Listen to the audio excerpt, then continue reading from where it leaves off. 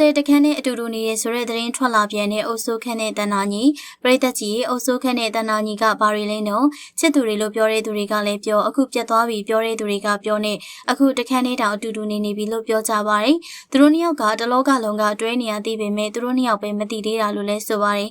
စိန်ဖွင့်ပွဲတွေကြော်ညာတွေမှာချစ်သူမဟုတ်ဘူးအနုပညာပါဒနာကောင်းနေပါဆိုပြီးပန်းနုအသွေးနိုင်ဆုံးလို့လဲဝေဖန်ကြတာပါနှစ်ယောက်သားတိတော့ဆော့ထားတဲ့တီနီယာအခန်းကတပုံစံနဲ့မလို့နှစ်ယောက်သားဟိုတယ်တစ်ခုထဲမှာအတူတူနေရလားဆိုပြီးတော့ပရိသတ်တွေရဲ့မိကွန်းထုတ်ခြင်းကိုလည်းခံနေရပြန်ပါတယ်နော်ဟုတ်ရင်ကြောပုံရင်ပေါ်ဆိုတဲ့စကားအတိုင်းပဲတကယ်တွဲနေပေမဲ့မကြေညာခြင်းသေးတဲ့အကြောင်းတရားတွေရှိနေလို့နေမှာပါပရိသတ်တွေကပဲတိတ်ကလေး official တွဲနေကြတဲ့သူတို့နှစ်ဦးပေါ်မှာသဘောတူပေးလိုက်ကြပါရရှင်ဒီတော့ပရိသတ်ကြီးမင်းသားအုပ်စိုးခန့်နဲ့တနာညီလေးတို့နှစ်ယောက် official ချပြရင်တောင်သဘောတူနေကြမှာပါချစ်တဲ့သူနှစ်ယောက်အေးစိတ်တည်ငြိမ်တဲ့အချက်နဲ့မကြခင်မှာပရိသတ်တွေအားကြတဲ့ official ဇုံတွဲလေးအဖြစ်မြင်ကျင်နေကြပါတယ်မှတ်ချက်လေးတွေကိုလည်းပြပြခဲ့ရင်းနဲ့အုပ်စိုးခန့်နဲ့တနာညီလေးတို့အတူတူနေကြတာကိုသဘောတူရဲ့လားနော်